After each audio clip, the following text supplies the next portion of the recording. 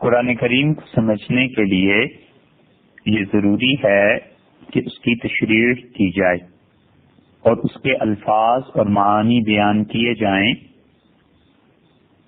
اور اسی معانی کے بیان کو اصطلاح میں تفسیر کہتے ہیں۔ اور تفسیر اصل میں یہ لفظ فسرہ سے بنا ہے، اور فسرہ کا مطلب ہے کھولنا اور بیان کرنا، اور بعض علماء نے اس کے لیے تعویل کا لفظ استعمال کیا ہے، اور تعویل کا لفظ اولہ سے بنا ہے اور اس کا مطلب ہے لوٹنا یا رجوع کرنا۔ اور متقدمین میں تابعین رحمہم اللہ اور ان کے دور میں تعویل اور تفسیر یہ دونوں ایک ہی بات کہی جاتی تھی، ایک ہی گنا جاتا تھا، اور جو چیز تفسیر قرآن کریم کی کہلاتی تھی وہی تعویل بھی کہتے تھے۔ تفسیر اور تعویل میں فرق نہیں کرتے تھے۔ حضرت عبداللہ بن عباس رضی اللہ عنہما کے شاگرد ہیں مجاہد رحمت اللہ علیہ، اور مجاہد ان لوگوں میں سے ہیں جنہوں نے ابن عباس رضی اللہ عنہما سے اچھی طرح قرآن کریم کی تفسیر پڑھی۔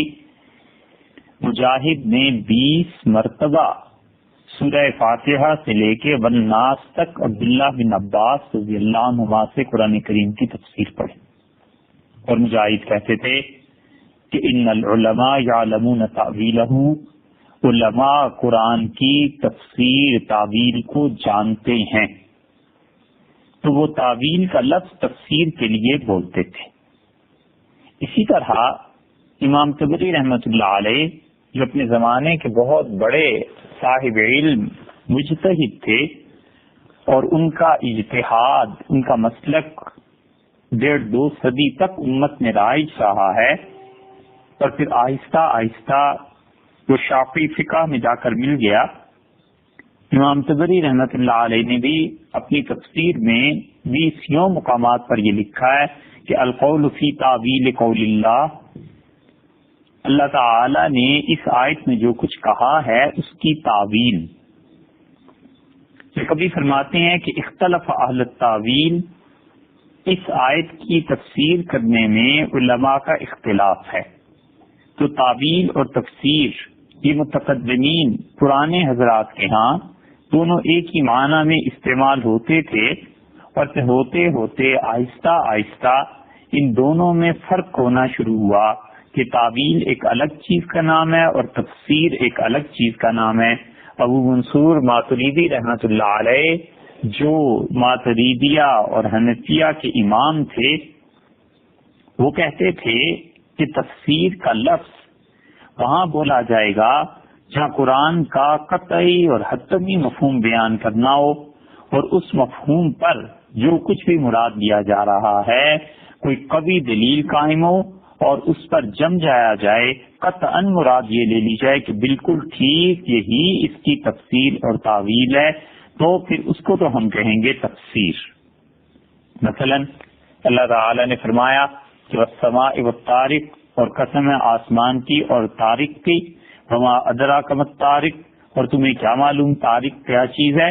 اور طارق کو اللہ تعالی نے خود ارشاد فرما دیا کہ النجم الثاقب، روشن ستارہ۔ تو قطعی طور پر اللہ نے خود طے فرما دیا کہ اللہ تعالی کی مراد وہاں پر طارق سے قطعی طور پر روشن ستارہ ہے۔ تو جب یہ مفہوم پورا پکا واضح ہو جائے اور اس میں کوئی بھی اور گنجائش باقی نہ رہے، تو ابو منصور ماتریدی رحمت اللہ علیہ نے کہا اسے ہم کہتے ہیں تفسیر۔ اور ایک لفظ ہے تعویل۔ تو ابو منصور رحمت اللہ علیہ کہتے تھے کہ تعویل کا مطلب یہ ہے کہ ایک ہی لفظ کے متعدد معانی نکل سکتے ہیں، اور ہم کسی بھی معنی کو یہ نہیں کہہ سکتے کہ اللہ تعالیٰ کی یہاں پر مراد بس صرف یہی ہے اور اس کے علاوہ اللہ تعالیٰ کی کوئی مراد نہیں ہے، تو یہ تعویل ہو گئی۔ اس کی مثال دیکھ لیجئے، سورہ الرحمن میں اللہ تعالیٰ نے ارشاد فرمایا کہ والنجم والشجر یسجدان، اور نجم اور شجر دونوں اللہ کو سجدہ کرتے ہیں۔ شجر کا مفہوم تو سب جانتے ہیں کہ درخت، نجم کیا ہے؟ نجم سے بعض لوگوں نے ستارہ مراد لیا، اور نجم عربی میں عام طور پہ ستارے کو کہتے ہیں، تو انہوں نے اس کا ترجمہ یہ کیا کہ ستارہ اور درخت اللہ کو سجدہ کرتے ہیں، اور پھر اس کے لیے کہ ستارے اور درخت میں آخر آپس میں مناسبت کیا ہے کہ اللہ تعالیٰ نے ایک کے ساتھ دوسرے کو تذکرہ فرما دیا، کیوں؟ پھر انہیں لمبی چوڑی اس کی بحث کرنی پڑی ہے، اور حضرت شاہ عبد القادر صاحب محدث دہلوی رحمۃ اللہ علیہ نے جب ترجمہ کیا تو انہوں نے کہا والنجم، اور بیلیں چڑھ جاتی ہیں نا، کدو کی بیل، توری کی بیل اور اس طرح کی چیزیں، تو انہوں نے ترجمہ کیا کہ بیل اور درخت اللہ کو سجدہ کرتے ہیں۔ اب کسی تشریح کی ضرورت نہیں رہی، اب آپس میں دونوں چیزیں مرتبط ہیں، دونوں چیزیں یعنی درخت اور بیل ایک دوسرے سے ملتی جلتی چیزیں، کسی بحث کی ضرورت نہیں رہی۔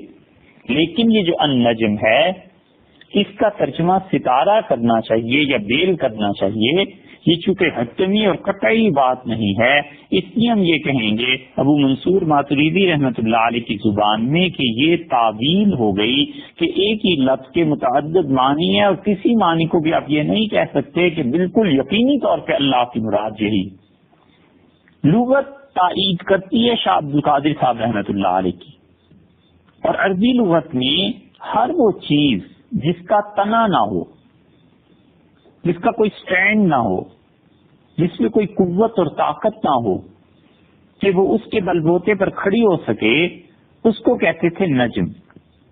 اور ستارہ بھی چونکہ زمین و آسمان کے درمیان معلق نظر آتا ہے، لٹکا ہوا، گویا اس کی کوئی اصل ہے ہی نہیں، کسی چیز کے ساتھ وہ جڑا ہوا ہے ہی نہیں، تو اس لیے اسے کہا جاتا تھا نجم۔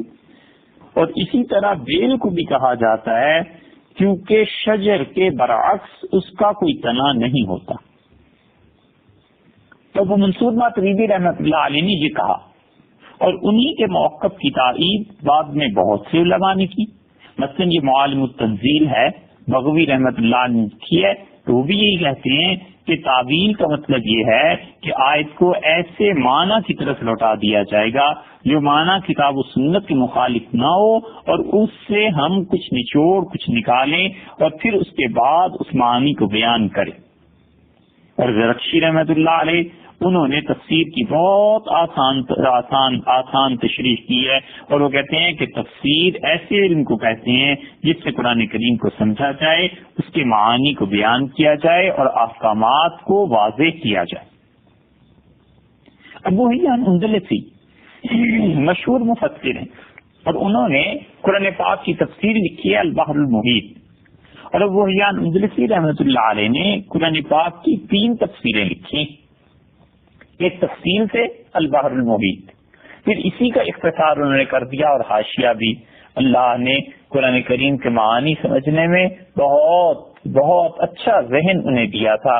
جو شخص بھی قرآن کریم کی تفسیر لغت کے اعتبار سے کرنا چاہے گا، قیامت تک وہ اس البحر المحیط سے مستغنی نہیں ہو سکتا۔ ہر آدمی جو بھی قرآن کی لغت کا اعجاز دیکھنا چاہے اور یہ سمجھنا چاہے کہ قرآن میں عربی لغت میں کیا اس کا مقام ہے اور کیا قرآن کریم میں عربی لغت کے اعتبار سے اعجاز ہے، معجزے کی باتیں ہیں، اسے چاہیے کہ بحر المحیط کا مطالعہ کرے۔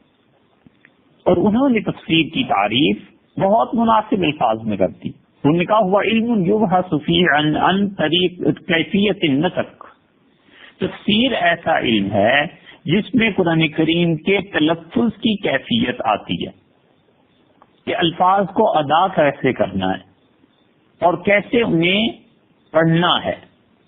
مالکی یوم الدین، مالکی یوم الدین کیا پڑھنا ہے، پہلی بات۔ ومدلولاتہا، اور اللہ تعالی نے یہ لفظ بول کے کیا مراد لیا ہے، تیسری بات۔ وہ احکامہا، اور قرآن کی اس آیت سے کون سا حکم ثابت ہوتا ہے۔ الافرادیہ والترکیبیہ، اور لغت کے اعتبار سے جب ہم عربی کی مباحث کریں گے تو ہمیں پتہ چلنا چاہیے کہ اللہ تعالی نے یہاں پر معانی کے اعتبار سے اس کی ترکیب کیا کی ہے، یعنی اس میں اسم کون سا ہے، فعل کون سا ہے، ان کا آپس میں ربط کیا ہے. اور پھر وہ کہتے ہیں کہ وَتَتِمَّاتُ لِذَلِكَ، اور اس کے علاوہ بھی کچھ چیزیں ہیں جو تفسیر کے لیے ضروری ہیں. تفسیر کا آغاز کب سے ہوا؟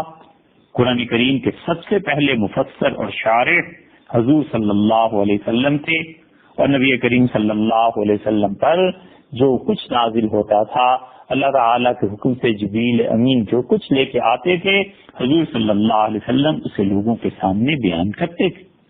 اللہ نے فرمایا وَأَنزَلْنَا إِلَيْكَ الذِّكْرَ، اور ہم نے یہ ذکر یعنی قرآن کریم آپ پر نازل کیا لِتُبَيِّنَ لِلنَّاسِ مَا نُزِّلَ إِلَيْهِمْ، تاکہ جو چیز ہم نے لوگوں کے لیے نازل کی ہے، جو باتیں ان کے لیے عوام کے لیے نازل کی گئی ہیں، آپ لِتُبَيِّنَ لِلنَّاسِ لوگوں کے سامنے ان کا مقصد بیان کریں، اس کے متعلق بیان کریں، اس کی وضاحت کریں.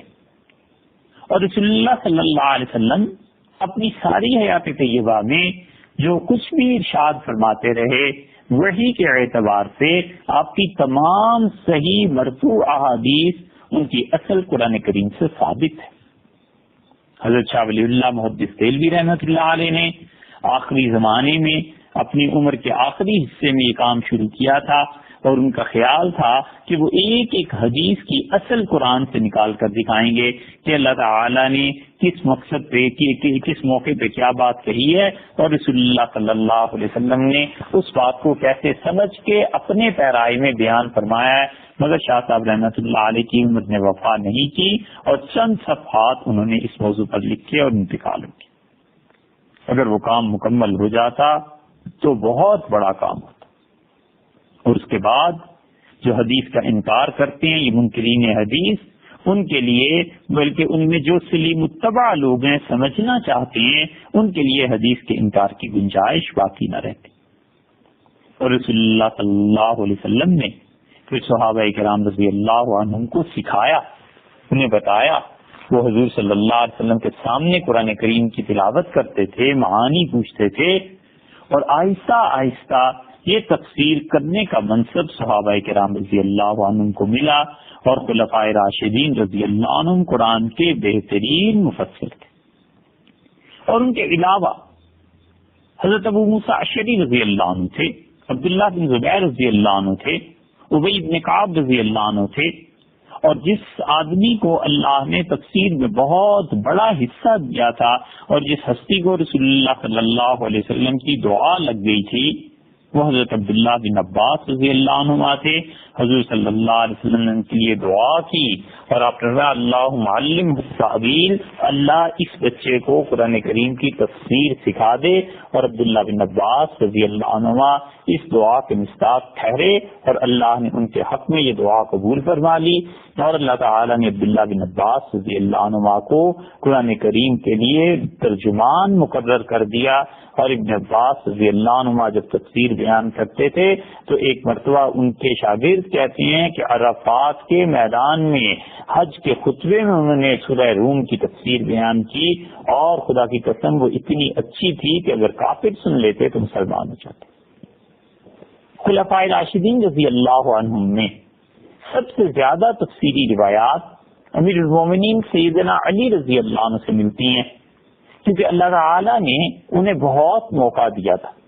رسول اللہ صلی اللہ علیہ وسلم کے بعد عرصے تک ان کی حیات طیبہ رہی ہے. 40 ہجری میں ان کی شہادت ہوئی، تو رسول اللہ صلی اللہ علیہ وسلم کے بعد 30 برس انہیں ملے تھے، اور زمانے کا اتار چڑھاؤ انہوں نے دیکھا تھا. اور پھر اللہ تعالیٰ نے انہیں جگہ ایسی فراہم کر دی مدینہ منورہ کے بعد جہاں لوگ علم کو محفوظ رکھنے کے شوقین تھے، اور وہ کوفہ تھا. سیدنا علی رضی اللہ عنہ نے اسے دارالخلافہ بنایا، اور دارالخلافہ ہونے کی وجہ سے بہت سے لوگ وہاں آ گئے تھے، اور کوفہ والوں نے سیدنا علی رضی اللہ عنہ کی قرآن کریم کی تفسیر اور ان کی مہارت اور ان کے اقوال اور ان کے اجتہادات، ان چیزوں کو لے لیا، محفوظ رکھا، اور امت میں آگے کو منتقل کیا.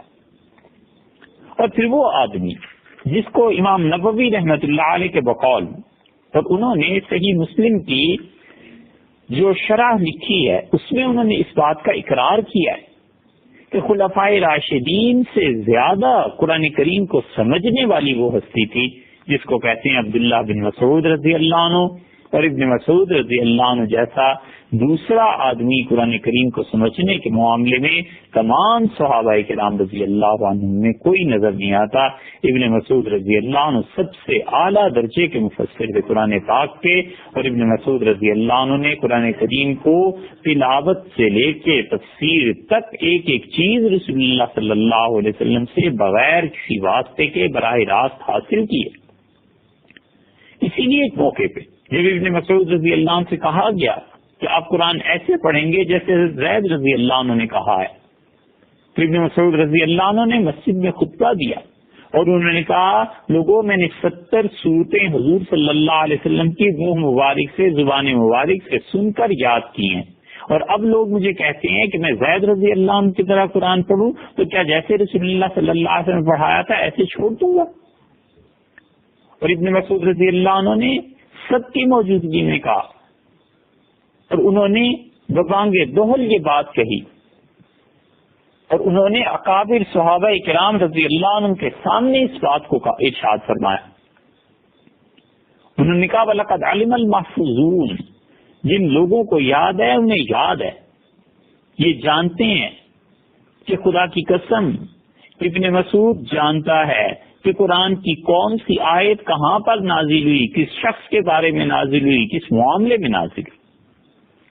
تو ان کے شاگرد کہتے ہیں، جب ہم اٹھ کے گئے ان کے اس دعوے کے بعد، بہت بڑا دعویٰ تھا یہ، اور ابن مسعود رضی اللہ عنہ کا خدا کی قسم دنیا میں کوئی قرآن کی تفسیر مجھ سے زیادہ بہتر جانتا ہوتا تو ابن مسعود اس کے پاس چل کے جاتا، اور اگر اس کی ٹانگیں ٹوٹ جاتی تو وہ گھٹنوں کے بل ان کے ہاں پہنچتا اور اونٹ پر سوار ہو کے ان کے ہاں پہنچتا اور خدا کی کتاب کا علم حاصل کرتا۔ ان کے شاگرد کہتے ہیں ابن مسعود رضی اللہ عنہ کے کہ ہم حضرت کی اس دعوے کے بعد بہت بڑا دعویٰ لگا ہمیں، اٹھ کے جب گئے صحابہ کرام رضی اللہ عنہ مختلف جگہوں پر بیٹھے تھے، کسی ایک شخص نے ان کی تردید نہیں کی اور یہ نہیں کہا کہ ابن مسعود رضی اللہ عنہ صحیح نہیں کہتے۔ اس لیے تابعین کا جب دور آیا تو ان میں تفسیر کے لیے طبقات بن گئے۔ اہل مکہ تھے، اہل مدینہ تھے، اہل عراق تھے، اور اہل مکہ پہ جو تفسیر کا غلبہ تھا وہ عبداللہ بن عباس رضی اللہ عنہ، چونکہ مکہ مکرمہ میں رہتے تھے اس لیے وہاں پر مجاہد تھے جن کا ابھی ذکر آیا، عطا بن ابی رواح رحمۃ اللہ علیہ تھے۔ یہ عطا بن ابی رواح رحمۃ اللہ علیہ نے 200 صحابہ کرام رضی اللہ عنہ کو دیکھا ہے۔ اکرمہ تھے، سعید ابن عباس تھے، سعید ابن جبیر تھے، یہ سعیدین، طاؤس ابن کیسان، یہ سارے کے سارے ابن عباس رضی اللہ عنہ کے شاگرد تھے۔ اور مجاہد رحمۃ اللہ علیہ نے اگرچہ 20 مرتبہ مکہ مکرمہ میں قرآن ابن عباس رضی اللہ عنہ سے پڑھا تھا، لیکن جب انہوں نے ابن مسعود رضی اللہ عنہ کی طرز پہ لوگوں کو قرآن پڑھتے دیکھا اور تفسیر سنی تو انہوں نے کہا ابن عباس رضی اللہ عنہ سے 20 مرتبہ پڑھنا اور ابن مسعود رضی اللہ عنہ سے ایک بار پڑھنا یہ دونوں برابر ہو گئے۔ تو اہل مکہ میں یہ حضرات تھے جو بہت بڑے بڑے مفسر تھے۔ پھر اس کے بعد اہل مدینہ آئے ہیں، اور اہل مدینہ میں محمد بن کعب تھے، ابو العالیہ رحمۃ اللہ علیہ تھے، زید بن اسلم تھے، ان کے صاحبزادے عبد الرحمان تھے، امام مالک رحمۃ اللہ علیہ تھے۔ ان لوگوں میں قرآن کریم کی تفسیر کا غلبہ تھا، اور یہ اہل مدینہ مختلف جگہوں سے سیراب ہوتے تھے۔ مثلا ان کے یہاں قاسم بن محمد بن ابو بکر، حضرت ابو بکر رضی اللہ عنہ کے پوتے تھے، حضرت عمر رضی اللہ عنہ کے پوتے تھے، سالم بن عبداللہ بن عمر رضی اللہ عنہ، تو ان حسد حضرات کے یہاں تفسیر کی ائمہ وہ تھی۔ اور عراق والوں میں کیونکہ ابن مسعود رضی اللہ عنہ کے شاگرد تھے اور ان کے شاگردوں نے عراق کو بھر دیا تھا۔ سیدنا علی رضی اللہ عنہ جب آئے ہیں تو انہوں نے آتے ہی اس شہر کے علماء کو جمع کیا اور انہیں بٹھایا اور ان سے قرآن کریم کے بارے میں پوچھا۔ تو جتنے لوگوں نے حضرت علی رضی اللہ عنہ کے سوالات کے جوابات دیے، انہوں نے آخر میں پوچھا کہ بھئی تم کس کے شاگرد ہو؟ تو پہلے آدمی نے کہا کہ میں ابن مسعود رضی اللہ عنہ کا شاگرد ہوں. انہوں نے دوسرے سے پوچھا، تیسرے سے پوچھا، ہر آدمی کہتا تھا کہ میں عبداللہ بن مسعود رضی اللہ عنہ کا شاگرد ہوں. اسی لیے حافظ ذہبی رحمۃ اللہ علیہ جیسے آدمی نے جو بہترین نقاد ہیں انہوں نے لکھا، انہوں نے کہا حضور صلی اللہ علیہ وسلم کے صحابہ کرام رضی اللہ عنہم میں سب سے زیادہ شاگردوں کی وجہ سے جو شخص بابرکت ثابت ہوا وہ ابن مسعود رضی اللہ عنہ تھے. اللہ نے جتنے شاگرد انہیں دیے تھے کسی کو بھی اتنے نہیں دیے. تو سیدنا علی رضی اللہ عنہ پوچھتے رہے اور پھر بے اختیار کہنے لگے کہ اللہ ابن مسعود رضی اللہ عنہ کی قبر کو ایسے نور سے بھر دے جیسے اس شخص نے اس شہر کو علم سے بھر دیا.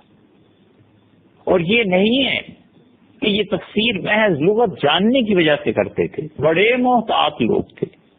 حضرت ابوبکر رضی اللہ عنہ جیسا انسان قرآن کریم کی تفسیر کرنا کچھ آسان بات ہے؟ اللہ کے متعلق یہ کہنا کہ اس آیت میں اللہ نے یہ جو کہا ہے تو اللہ تعالیٰ کی مراد یہ ہے، بڑا حوصلہ چاہیے بھائی ان الفاظ کے لیے. قیامت میں اللہ کو منہ دکھانا ہے، اور اللہ نے اگر کہہ دیا کہ میری اس کتاب میں جو میں نے لفظ استعمال کیا تھا اس کا مطلب یہ نہیں تھا اور تم نے لوگوں کو گمراہ کیا ہے، کون ہے جو خدا کے جلال کا اور اس کے عذاب کا اور اس کے عتاب کا مقابلہ کر سکے؟ کتاب ہو تو پھر بھی کچھ بات ہے، اور اگر عذاب ہو جائے تو پھر کیا؟ اسی لیے سیدنا ابو بکر رضی اللہ عنہ جیسے آدمی کا قول، خلیفہ اول، ان کی بات نقل کی ہے ابن کثیر نے رحمۃ اللہ علیہ نے تفسیر کے مقدمے میں کہ وہ بکر رضی اللہ عنہ سے قرآن کریم کی تفسیر کے بارے میں پوچھا گیا تو انہوں نے کہا یہ سماء تظلنی، کون سا آسمان ہے جو مجھ پہ سایہ کرے گا، وَأَيُّ أَرْضٍ تَكِلُّنِي، اور کون سی زمین ہے جو مجھے اپنے اوپر اٹھائے گی.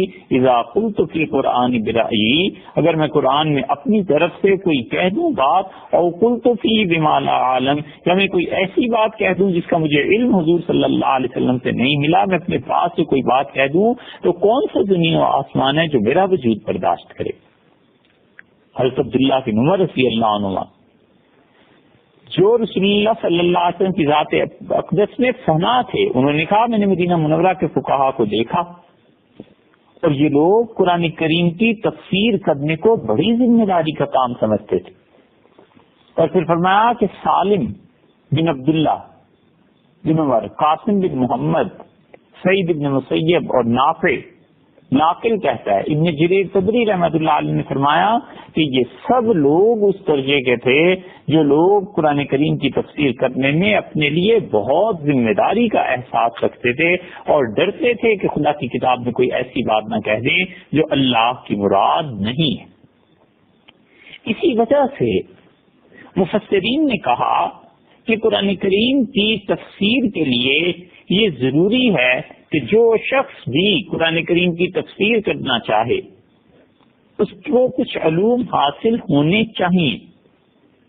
نقل کرنا قرآن کریم کی تفسیر کا الگ بات ہے کہ فلاں نے یہ لکھا ہے، ابن کثیر نے یہ لکھا ہے، روح المعانی میں یہ آیا ہے، قرطبی میں یہ آیا ہے رحمہ اللہ، یہ ایک الگ بات ہے. لیکن قرآن کریم کی تفسیر اللہ تعالی نے فرمایا وَأَن تَقُولُوا عَلَى اللَّهِ مَا لَا تَعْلَمُونَ، اور اللہ کے ذمے ایسی باتیں لگاتے ہو جس کی کوئی سند تمہارے پاس نہیں ہے.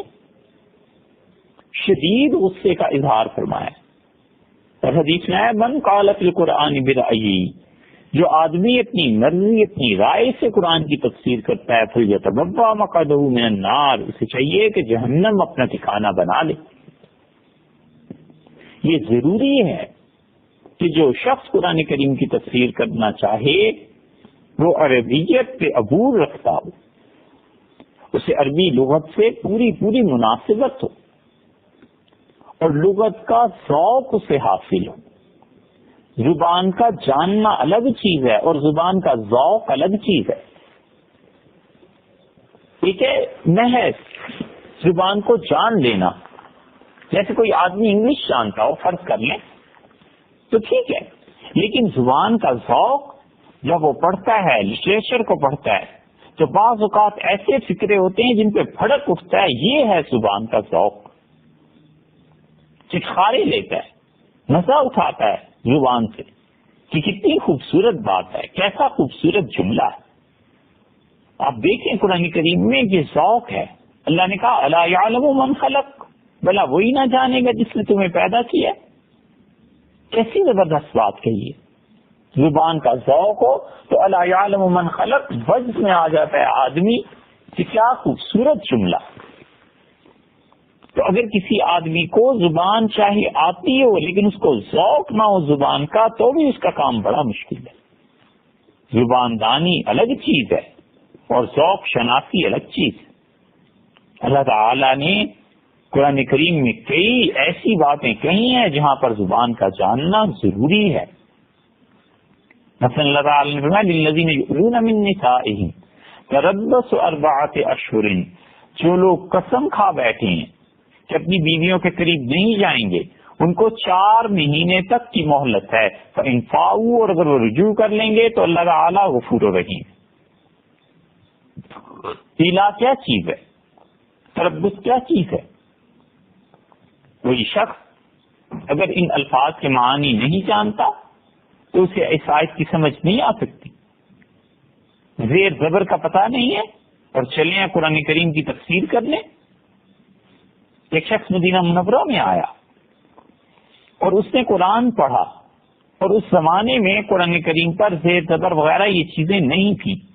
تو اس نے پڑھا سورہ توبہ کو اور اس نے پڑھا کہ ان اللہ بریء من المشرکین. اللہ تعالی بیزار ہے مشرکوں سے. اور پھر رسولہ کی بجائے رسولے ہی پڑھ دیا. یعنی رسولہ میں لام پر پیش کی بجائے اس نے زیر پڑھ دیا. تو جب زیر پڑھا تو ترجمہ یہ بن گیا کہ اللہ تعالیٰ بیزار ہے بری ہے مشرکوں سے اور رسول صلی اللہ علیہ وسلم سے بھی معاذ اللہ. تو اس نے کہا اللہ جب تو بیزار ہے مشرکوں سے اور اپنے رسول سے تو میں بھی بیزار ہوں, بے تعلق ہوں, میرا بھی ان سے کوئی تعلق نہیں. سیدنا عمر رضی اللہ عنہ تک بات پہنچی اور حضرت عمر رضی اللہ عنہ سے بلایا اور فرمایا کہ اللہ نے کہا ہے کہ ان اللہ بریء من المشرکین ورسولہ. اللہ بیزار ہے مشرکوں سے اور اس کے رسول صلی اللہ علیہ وسلم بھی, یعنی رسول اللہ صلی اللہ علیہ وسلم بھی بیزار ہے. تو یہ جو تم نے پڑھا تھا یہ غلط ہے اور رسولہ پڑھا جائے گا, رسولے ہی نہیں پڑھا جائے گا. اور پھر حضرت عمر رضی اللہ عنہ نے اس کے بعد اس سے پوچھا کہ تم نے کیوں پڑھا؟ اس نے کہا یہاں مجھے کسی نے ایسے ہی پڑھایا. تو حضرت عمر رضی اللہ عنہ بجائے اس کے کہ اس آدمی کو بلاتے کہ کس نے پڑھایا ہے اور کہاں سے یہ چیز چلی ہے, انہوں نے حکمت کی بات یہ کی کہ آرڈیننس جاری کر دیا. امیر المومنین رضی اللہ عنہ کا آئندہ سے پوری مملکت میں قرآن کریم صرف وہی بچوں کو اور دوسروں کو پڑھا سکیں گے جو بنیادی طور پر عربی لغت کو زیر زبر ان سب چیزوں کو جانتے ہیں, اور اس کے علاوہ کوئی پڑھائے گا تو اسے سزا دی جائے. اسی لیے اگر عربی لغت نہیں آتی آدمی کو نہیں جانتا تو پھر کچھ کا کچھ بھی ہو سکتا ہے. یہ صاحب کشاف زمخشری رحمت اللہ نے لکھا ہے کہ ایک شخص کو عربی تو آتی نہیں تھی اتنی, تو امام جو تھا لفظ امام ہوتا ہے نا, جیسے امام صاحب مسجد میں نماز پڑھاتے ہیں, اس نے کہا یہ امام کی جمع ہے اور کہتے ہیں عربی میں ماں کو. تو جب قرآن کریم کی اس آیت پر پہنچا کہ یوم ندعو کل اناس بامامہم, اللہ تعالیٰ نے فرمایا کہ جس دن ہم وہ دن یاد رکھو جس دن ہم پکاریں گے ہر شخص کو اس کے امام کے ساتھ جس کی مطابق جس کی پیروی میں وہ آدمی چلتا رہا ہے, ہم اس آدمی کو بلائیں گے.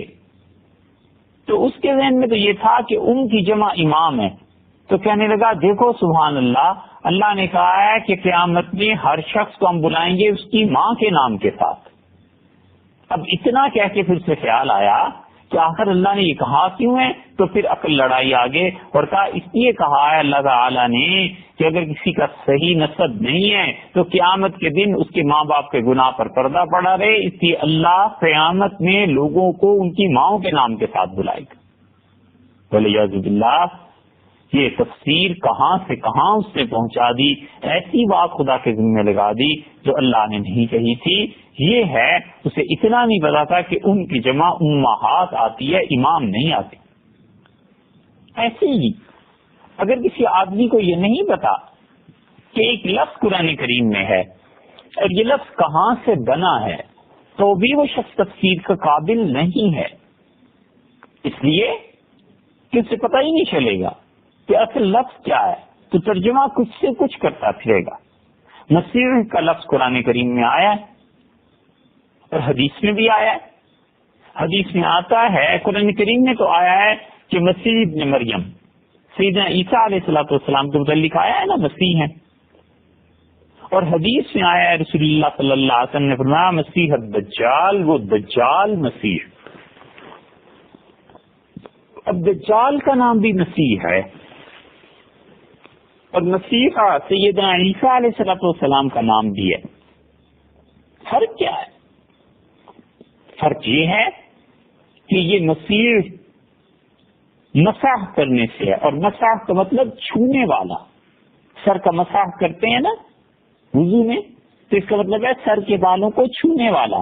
تو سیدنا عیسیٰ علیہ الصلوۃ والسلام کوڑ کے مرض والے لوگوں کو اسی طرح مختلف مریضوں کو چھوتے تھے، اور آپ کے دست مبارک سے چھونے سے انہیں شفا مل جاتی تھی، اس لیے انہیں کہا گیا کہ مسیح۔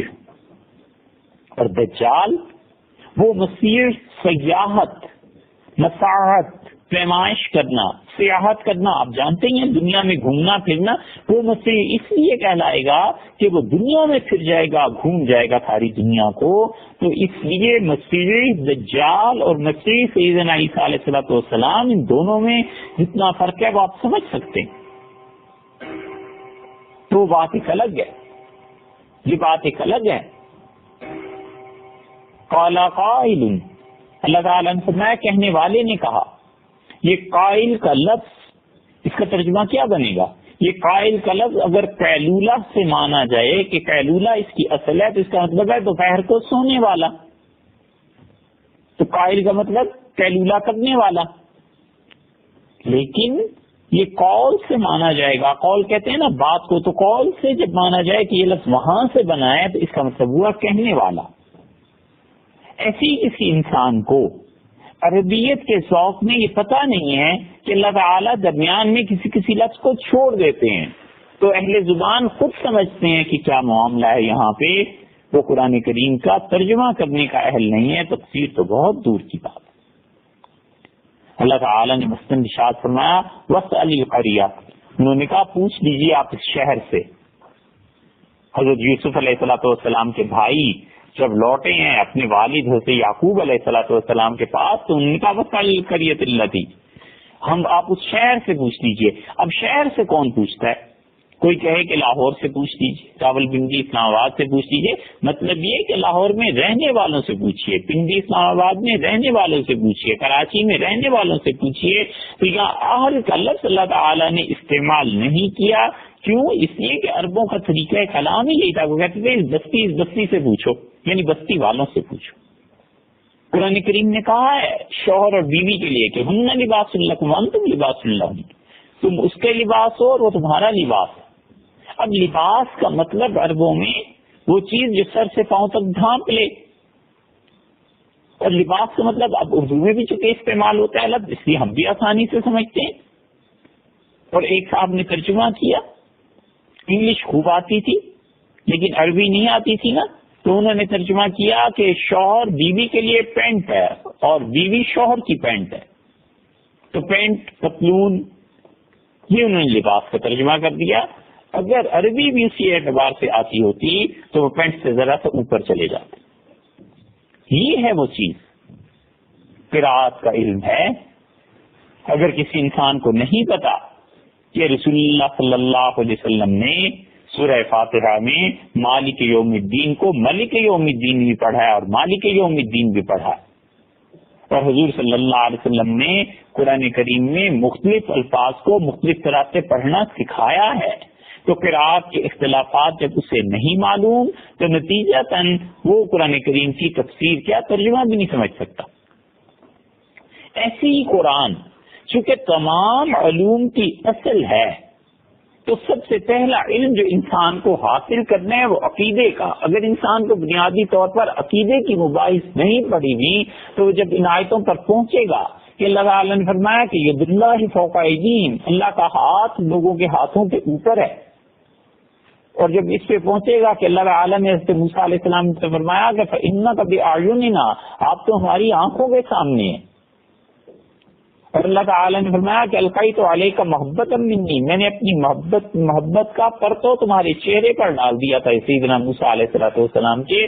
تو اللہ کے ہاتھ اور اللہ کی آنکھیں، ان چیزوں کی وہ کیا تشریح کرے گا اگر اسے یہی نہیں پتا کہ عقیدے میں ان الفاظ کا مطلب کیا لیا جاتا ہے اور اسلاف کس چیز کو ترجیح دیتے تھے. ایسے ہی فقہ کے اصول ہیں. آپ اصول فقہ کی کتابیں اٹھا کر دیکھیں تو فقہا نے اپنے لیے جو اصول متعین کیے ہیں وہ قرآن کریم کی سے دیے ہیں. اور اگر کسی انسان کو پتہ ہی نہیں ہے کہ فقہ کے اصول کیا ہوتے ہیں تو وہ قرآن کریم کو کیا سمجھ پائے گا، اور جب خود نہیں سمجھے گا تو لوگوں کو وہ کیسے سمجھائے گا. اور پھر سب سے بڑی بات اس کے بعد قرآن سمجھنے کے لیے فقہ کے علاوہ حدیث ہے. اگر اسے پتہ نہیں ہے کہ رسول اللہ صلی اللہ علیہ وسلم کا مزاج مبارک کیا تھا، نبی کریم صلی اللہ علیہ وسلم کس طرح بات کرتے تھے، لوگوں کو کیسے سمجھاتے تھے، کس طرح حکمت کے ساتھ قرآن کریم کو بیان کرتے تھے، تو نتیجہ یہ کہ اسے حدیث کا پتہ نہیں ہے، قرآن کریم کو کیسے تشریح اور تفسیر کر لے گا. اللہ تعالی نے فرمایا ہے کہ فلاں چیز کے کفارے میں روزے رکھو. اب اس سے حدیث سے تو کچھ مناسبت ہے نہیں، وہاں پہنچ کر وہ کیا کرے گا، کبھی کتنے روزے رکھو، 1 مہینے کے روزے رکھو، 3 روزے رکھو، 6 روزے رکھو. یہ تو جو حدیث کو واقف ہے وہ کہے گا ہاں اس آیت کے متعلق دیکھو فلاں کتاب میں ایک جگہ آیا ہے رسول اللہ صلی اللہ علیہ وسلم فرمایا تھا 3 روزے رکھنے.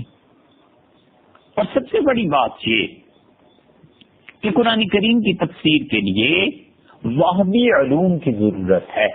اور وہابی علم کا مطلب یہ ہے کہ اللہ تعالیٰ وہاب ہے، وہ خود عنایت فرماتا ہے. اور وہ آتا ہے جب کوئی انسان متقی ہو، جب ایسے اسباب اختیار کر لے جو تقوی کے ہیں تو اللہ تعالیٰ اپنی طرف سے اس پر علم کے دروازے کھول دیتا ہے. جب تک خدا کی طرف سے دروازے نہیں کھول دیے جاتے اس وقت تک بندے کو نہیں سمجھ آتی کہ اللہ کی کتاب میں کیا کہا گیا ہے. جب خود نہیں سمجھتا تو لوگوں کو کیا سمجھائے گا. قرآن سب سے پہلے اپنی تشریح خود کرتا ہے. اللہ تعالیٰ نے دیکھیے سورہ فاتحہ میں فرمایا نا صراط الذین انعمت علیہم، اللہ ان لوگوں کی راہ دے دیجیے جن پہ آپ نے انعام فرمایا. اب کون لوگ ہیں؟ ایک آدمی کہتا ہے فقہا ہیں، دوسرا کہتا ہے محدثین ہیں، تیسرا کہتا ہے مفسرین ہیں، چوتھا کہتا ہے سارے مسلمان ہیں. ہم کہتے ہیں دیکھو قرآن میں انعمت علیہم کی کئی تشریح آئی ہے جن پہ اللہ نے انعام فرمایا ہو. اب ہم چلے آگے بڑھ لیں، جب سورہ النساء میں پہنچے تو پتہ چل گیا کہ اللہ تعالیٰ نے ایک جگہ فرما دیا کہ صدیقین، شہداء، صالحین یہ تینوں ایسے ہیں انعم اللہ علیہم. اللہ نے فرمایا میں نے شہیدوں پہ انعام کیا ہے، میں نے صدیقین پہ انعام کیا ہے، میں نے صالح لوگوں پہ انعام کیا ہے. تو معلوم ہو گیا کہ انبیاء علیہ السلام 1، صدیقین 2، شہداء 3 اور صالحین نیک لوگ 4. ان چاروں کے متعلق بندہ سورہ فاتحہ میں درخواست کر رہا ہے کہ اللہ ان لوگوں کی راہ ہمیں بھی عنایت فرما. تو قرآن نے خود اپنی ایک بات کی تشریح دوسری جگہ کر دی. اس کی ایک مثال بھی عرض کی تھی نا کہ اب تاریخ کیا ہے، وما ادراک ما القاریہ، اور تمہیں کیا پتا کہ وہ کھڑکھڑا دینے والی چیز قاریہ کیا ہے. اسی طرح تاریخ، یہ تاریخ کیا ہے، خود قرآن نے کہہ دیا النجم الثاقب، روشن ستارہ. تو روشن ستارہ اس کو قرآن نے تاریخ کہہ دیا. قرآن اس لیے ایک بات کو کہیں اجمالاً بیان کرتا ہے، بہت اختصار کے ساتھ مختصر بیان کرتا ہے، اور وہی بات آگے چل کر کہیں اور قرآن کریم میں تشریح کے ساتھ آ جاتی ہے. تو قرآن سب سے پہلے اپنی تفسیر خود ہی کیا کرتا ہے. اسی لیے کہا گیا کہ قرآن کریم کی سب سے اچھی تفسیر وہ ہے جو قرآن خود بیان کرتے. اور اس کے بعد دوسری چیز، قرآن کریم کی تفسیر حضور صلی اللہ علیہ وسلم بیان کرتے ہیں. نبی کریم صلی اللہ علیہ وسلم سے ایسی روایات مل جاتی ہیں کہ رسول اللہ صلی اللہ علیہ وسلم نے قرآن کریم کی تشریح کی. بڑی مشہور مثال ہے، عام طور پہ مفسرین اسے دیتے ہیں کہ اللہ تعالیٰ نے فرمایا الذین آمنوا، وہ لوگ جو ایمان لائے، ولم یلبسوا ایمانہم بظلم، اور انہوں نے اپنے ایمان کے ساتھ ظلم نہیں کیا، ایمان لا کے ظلم نہیں کیا. اولئک لہم الامن، ایسے لوگ امن کے ساتھ رہیں گے. وہم مہتدون، اور یہی لوگ ہیں جو صحیح راہ پر ہیں. یہ ایسی آیت تھی جس کی تفسیر سمجھنے کے لیے صحابہ کرام رضی اللہ عنہم کو رسول اللہ صلی اللہ علیہ وسلم سے پوچھنا پڑا. ان کے لیے یہ آیت مشکل تھی, نہیں سمجھ میں آ رہی تھی. انہوں نے کہا اللہ کے رسول, اللہ نے کہا ہے کہ جو ایمان لائے انہوں نے ظلم نہیں کیا, یہ لوگ ہیں جو ہدایت پر ہیں. تو ہم میں سے اینا لم یظلم, کون ہے ہم میں سے ایسا جس نے ظلم نہ کیا ہو؟ آدمی سے کچھ نہ کچھ ظلم تو زندگی میں ہو ہی جاتا ہے. تو رسول اللہ صلی اللہ علیہ وسلم نے فرمایا یہاں ظلم سے مراد عام گناہ نہیں, ظلم سے مراد شرک ہے. اور کیا تم نے حضرت لقمان علیہ الصلوۃ والسلام کی بات نہیں سنی کہ انہوں نے اپنے بیٹے سے کہا کہ ان الشرک لظلم عظیم, میرے بیٹے شرک بہت بڑا ظلم ہے. تو دیکھیے آپ, رسول اللہ صلی اللہ علیہ وسلم نے سورہ انعام میں آنے والے اس ظلم کی تشریح خود سورہ لقمان سے کر دی. تو اس سے معلوم ہوا کہ قرآن ایک چیز کو دوسری جگہ جا کر بیان کر دیتا ہے, کھول دیتا ہے. اور خود رسول اللہ صلی اللہ علیہ وسلم نے یہاں پر ظلم سے مراد ارشاد فرما دیا کہ یہ شرک مراد ہے. تو صحابہ کرام رضی اللہ عنہ کو جو الجھن درپیش تھی وہ سلجھن میں تبدیل ہو گئی. ارشاد فرمایا وَلَمْ يَلْبِسُوا إِيمَانَهُمْ بِظُلْمٍ, وہ لوگ جنہوں نے ایمان لانے کے ساتھ ظلم نہیں کیا, یعنی شرک نہیں کیا, یہ لوگ امن میں ہیں, یہ لوگ صحیح راہ پر ہیں.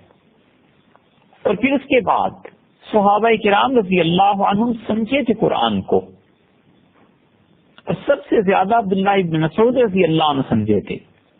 تو جو کچھ وہ قرآن کی تشریح کر دیتے ہیں اس سے مدد ملتی ہے کہ آدمی جب پڑھتا ہے تو پھر پتہ چلتا ہے کہ اچھا صحابہ کرام رضی اللہ عنہ نے یہ کہا.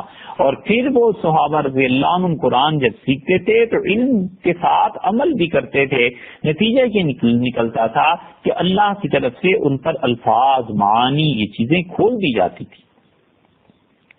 پھر تابعین قرآن کریم کی تفسیر کرتے تھے, اور تابعین کے متعدد اقوال ہیں. مجاہد ہیں, عطا بن ابی رباح ہیں, شہاب زہری ہیں رحمت اللہ علیہ, ایک سے ایک بڑا آدمی ہے. ابراہیم نخعی ہیں, علقمہ ہیں, اسود ہیں رحمہم اللہ. یہ قرآن کریم کی تشریح کرتے ہیں تو قرآن خود اپنی تشریح کرتا ہے, پھر رسول اللہ صلی اللہ علیہ وسلم اس کی تفسیر بیان کرتے ہیں, پھر صحابہ کرام رضی اللہ عنہم اور پھر تابعین. یہ چاروں اصول ہیں جس کی بنیاد پر تفسیر کی جاتی ہے. اس لیے جب کوئی قرآن کریم کی تفسیر کرتا ہے تو اسے ان تمام علوم سے واقف ہونا چاہیے تاکہ لوگوں کو صحیح بات سمجھا سکے. پھر لغت ہے, اگرچہ اس پہ بات ہو چکی لیکن اسی بات کی تشریح میں ایک بات عرض کرتے ہیں. اب دیکھیے لغت کیا چیز ہے جس کے ذریعے سے قرآن کریم سمجھ میں آتا ہے. لغت زبان دانی کا نام نہیں, ذوق لسانی چاہیے. ٹیسٹ جو لینگویج کا ہوتا ہے وہ ٹیسٹ جب تک ڈیویلپ نہیں ہوتا اس وقت تک بات صحیح سمجھ میں نہیں آتی. اسمعی بہت بڑے امام تھے لغت کے, انہوں نے عربی لغت پہ ڈکشنری تحریر کی ہے, اور ایک ایک چیز کے لیے, مثلا شعر کے لیے, تلوار کے لیے, شہد کے لیے 200 300 700 الفاظ ذکر کیے ہیں کہ شہد کو یہ بھی کہتے ہیں, یہ بھی کہتے ہیں, یہ بھی کہتے ہیں. اسمعی کا اتنا مقام تھا عربوں کی لغت میں. اسمعی کہتے ہیں میں ایک مرتبہ جا رہا تھا, ایک لڑکی شعر پڑھ رہی تھی اور اس نے اشعار پڑھے, اور اس سے پہلا شعر یہ تھا کہ اس نے کہا استغفر اللہ لذنبی کلہ قتلت انسانا بغیر حلہ, اللہ سے تمام گناہوں کی معافی چاہتی ہوں, میں نے ایک آدمی اپنے چاہنے والے کو ناجائز قتل کر دیا, اس کا خون میرے لیے جائز نہیں تھا. پھر جس کے ساتھ تعلق اس کی محبت تھی اس کے شان میں اس نے آگے اشعار پڑھے. تو اسمعی کہتے ہیں میں اس لڑکی کی فصاحت, بلاغت, اس کے اشعار پڑھنا, اس کی تعریف اپنے محبوب کی, میں بڑا حیران ہوا.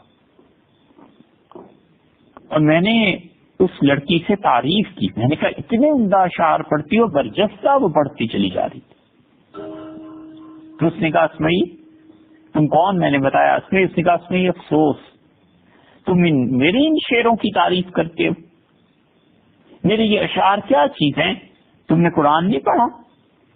اور پھر کہنے لگی ایک آیت پر غور کرو, اللہ نے 10 باتیں اس میں جمع کر دی ہیں کتنی مختصر آیت ہے اور کیسی جمع کر دی ہیں. اسمعی کہتے تھے میں نے سنتا رہا اور وہ بات کرتی رہی. کہنے لگی اللہ نے کہا وَأَوْحَيْنَا إِلَىٰ أُمِّ مُوسَىٰ أَنْ أَرْضِعِيهِ، اور ہم نے موسیٰ علیہ السلام کی والدہ کو الہام کیا کہ آپ انہیں دودھ اپنے بچے کو پلاتی رہیے. فَإِذَا خِفْتَ عَلَيْهِ، اور جب آپ کو اس کے بارے میں ڈر لگے فَأَلْقِيهِ فِي الْيَمِّ، تو اسے دریا میں ڈال دیجئے. وَلَا تَخَافِي وَلَا تَحْزَنِي، ڈریے نہیں، اس کے مستقبل کے بارے میں، بچے کے بارے میں خوف نہ کیجیے. اِنَّا رَادُّوهُ إِلَيْكِ، ہم آپ کے بیٹے کو آپ کے پاس واپس لائیں گے. وَجَاعِلُوهُ مِنَ الْمُرْسَلِينَ، اور ہم اسے رسول بنائیں گے. لڑکی کہنے لگی تم نے غور نہیں کیا؟ اتنی مختصر آیت اور اللہ نے اس میں 10 باتیں جمع کر دی. اللہ نے 2 حکم دے دیے، ان ارضعی، اپنے بچے کو دودھ پلا، والقی، اور دوسرا حکم یہ دے دیا کہ اسے دریا میں ڈال دے، اور 2 چیزوں سے منع کر دیا کہ ولا تخافی ولا تحزنی، ڈر بھی نہیں اور اس کے بارے میں، مستقبل کے بارے میں پریشان بھی نہ ہو. 4، اور پھر کہنے لگی کہ 2 خبریں اللہ نے دے دی. ایک فرمایا وَأَوْحَيْنَا، اور ہم نے وحی کی، یہ ہمیں اطلاع ملی، خبر ملی. اور پھر اس عورت ام موسیٰ علیہ السلام کی والدہ کو خبر دی. فَإِذَا خِفْتِ عَلَيْهِ، جب تمہیں اپنے بچے کے بارے میں ڈر لگے. تو انہوں نے کہا یہ 2 خبریں جمع کر دی، 2 چیزوں سے روک دیا، 2 چیزوں کے کرنے کا حکم دے دیا، 6 ہو گئی. اور پھر دیکھو کہ 2 امر، 2 نہیں، 2 خبر، 6، اور پھر 2 بشارتیں بھی دے دی کہ ہم اِنَّا رَادُّوهُ إِلَيْكَ، ہم اس بچے کو تیری طرف لوٹائیں گے. وَجَاعِلُوهُ مِنَ الْمُرْسَلِينَ، اور ہم اس بچے کو رسول بھی بنائیں گے. یہ 8 چیزیں اللہ نے اس آیت میں جمع کر دی. اور پھر اس نے اس آیت میں عربی لغت کے اعتبار سے 2 اور چیزیں ثابت کی. اس نے کہا یہ 10 چیزیں اللہ نے اس ایک آیت میں ثابت کر دی ہیں، شامل کر دی ہیں. تم خدا کی کتاب کو نہیں پڑھتے کہ تم میرے اشعار کی تعریف کرتے؟ اسمعی کہتے ہیں میں لڑکی کی شاعری سے تو متاثر ہوا تھا، زبان کا جو اس کا ذوق ٹیسٹ تھا، میں حیران رہ گیا کہ قرآن کی آیت میں نے کئی بار پڑھی ہے، مگر اس لڑکی نے جیسے سمجھا ہے ہم لغت والے اس آیت کو ایسے نہیں سمجھ سکتے.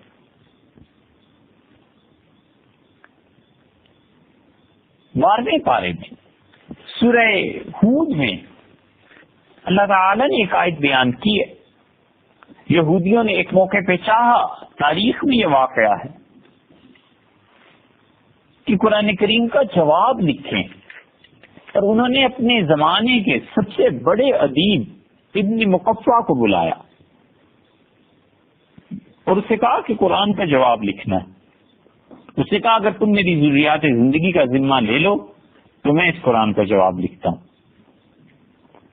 اور سارا اس کا خرچہ یہ وہ سب بندوبست کر کے، اور ایک کمرے میں وہ بیٹھ گیا اور جو کتابیں تھی اس نے لے لی، اور وہ آتا تھا اپنے مقرر وقت پہ کام کرتا تھا، چلا جاتا تھا. اور جو لوگ اس کی نگرانی کے لیے مقرر تھے یا ضروریات کے لیے، وہ کہتے ہیں 6 مہینے کے بعد ہم نے دیکھا یک بیک اس کمرے سے چیخنے کی آواز آنے لگی.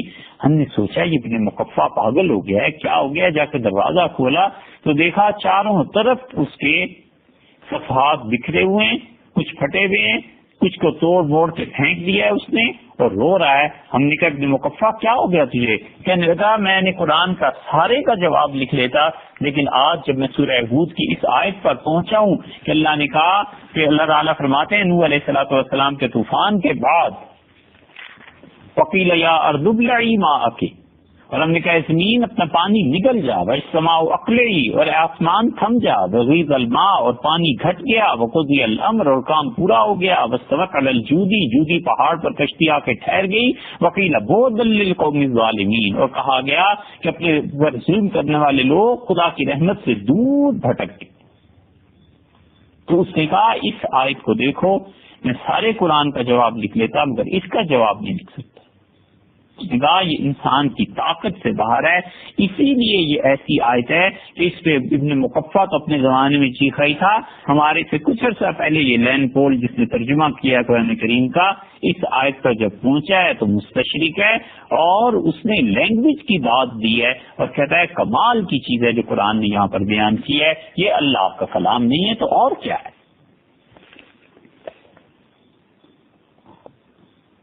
اور پھر تفسیر میں اجتہاد تدبر بشرطے کہ کوئی آدمی اس کا اہل ہو, اور اہل آدمی جب تدبر کرے گا قرآن میں اور اس کو پڑھے گا تو پھر اسے اندازہ ہوگا کہ اللہ تعالیٰ نے کیا کیا چیزیں بیان کی ہیں. تو اہلیت ہونی چاہیے, اہل آدمی بات کرے, اور جو کوئی نااہل ہے اس سے تو بات ہی بیکار ہے. ہمارے دور میں سب سے زیادہ مشکل یہ ہے کہ اجتہاد کے سب سے بڑھ کر وہ نعرے لگاتے ہیں جن لوگوں کو قرآن کریم ناظرہ پڑھنا نہیں آتا, پہلا پارا نہیں پڑھ سکتے, اور اجتہاد پہ وہ یوں بحث کر رہے ہوتے ہیں کہ جیسے انہوں نے ساری کتاب و سنت کا علم حاصل کر لیا ہے اور اب انہیں اندازہ ہوا ہے کہ کچھ کمی ہے جس کو اجتہاد کے ذریعے پورا کرنا.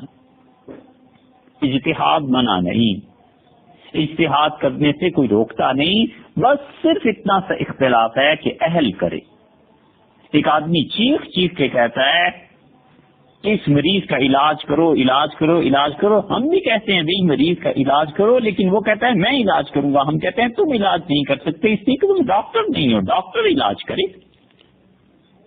اب وہ کہ صاحب اس مریض کو کہتے ہیں مر جاؤ علاج نہ کرو. بھائی ہم نہیں کہتے, ہم کہتے ہیں علاج کریں, مگر وہ جو ڈاکٹر ہے اگر نااہل علاج کرے گا تو جس نے کل صبح مرنا ہے وہ آج شام کو مر جائے گا. اسی وجہ سے جو لوگ قرآن کریم کو سمجھتے تھے وہ کبھی بھی قرآن کریم سے معارضہ نہیں کر سکے, اور کچھ احمق ایسے گزرے ہیں جنہوں نے قرآن کا مقابلہ کرنا چاہا تو دنیا میں آج تک جو ان کا کلام نقل ہوتا ہے اب بھی پڑھ کے اسے ہنسی آتی ہے. مسلمہ کذاب, اس نے نبوت کا دعویٰ کیا اور اس سے کہا گیا کہ تمہارے اوپر وحی بھی آتی ہے. اس نے کہا ہاں وحی آتی ہے. انہوں نے کہا وحی سناؤ. اس نے کہا مجھ پر وحی آئی تھی والطاحنات طحنا والعاجنات عجنا والخابزات خبزا والشاربات شربا واللاقمات لقما لا حول ولا قوة الا باللہ. اس کا ترجمہ کیا ہوا؟ اس نے کہا مجھ پہ وحی آئی تھی, یہ جو قرآن کریم میں ہے نا والنازعات غرقا والناشطات نشطا, اس کے طرز کی اس نے صورت بنانی چاہیے.